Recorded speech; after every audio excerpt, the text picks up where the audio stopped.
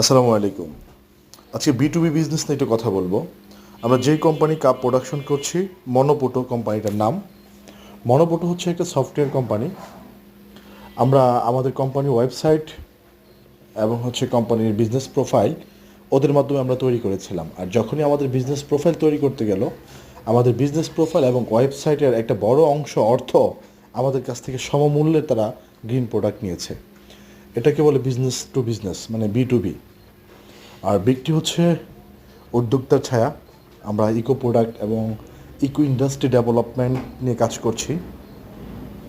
ইনশাল্লাহ যারা উদ্যোক্তা এবং ইকো প্রোডাক্ট নিয়ে কাজ করছেন, ইকো ইন্ডাস্ট্রি নিয়ে যারা কাজ করছেন, তাদের পাশে আছি, থাকবো। আসসালামু আলাইকুম।